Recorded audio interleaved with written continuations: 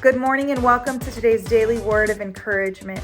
I want to share with you briefly today out of the book of Psalms 25, chapter 25, verse 14. It says, "The Lord confides in those who fear him. He makes his covenant known to them." The fear of God is not afraid of God that we're afraid of his anger or any of that, but it's a fear, it's a reverence, it's a respect. God is holy and he is sovereign. God is powerful. He is pure and his integrity is unswerving and unchanging. God can be trusted because he is holy. He's not like men and women who can't be trusted because there's flaws in integrity. No, God is fully trustworthy. And when we fear him and we trust that he is holy and he is pure and without sin, and we live our lives according to that in holiness and modeling the life of Christ, God can trust us. See, we trust God, but as we start walking in holiness, now God can trust us and he begins to confide in us secret things. Listen, when God confides in us, it doesn't matter the storm that is going on around us because we know the things that God has planned in the future. And when God begins to share those plans with us, we know that everything that God does is good. So in a season like the one we're in, we can walk with joy. We can walk being steadfast, although it's uncomfortable and at times it's painful.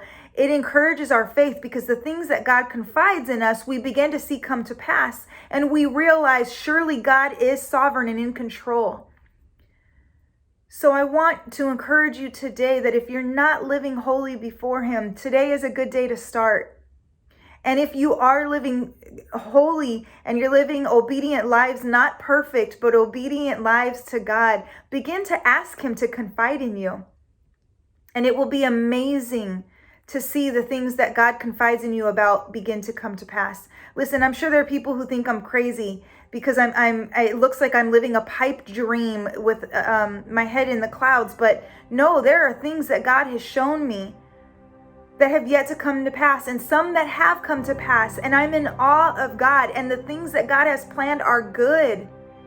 It's good, and it's something to give us joy and excitement. Like Jesus, the hope that was set before him, he was able to endure the cross because he saw the things that were going to happen afterwards.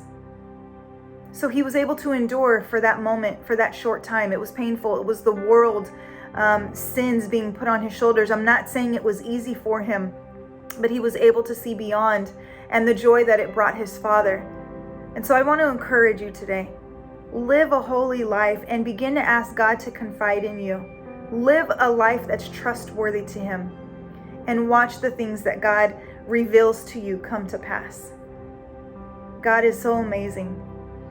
So be encouraged today. Have a blessed day. Finish the week strong as God confides in you. God bless.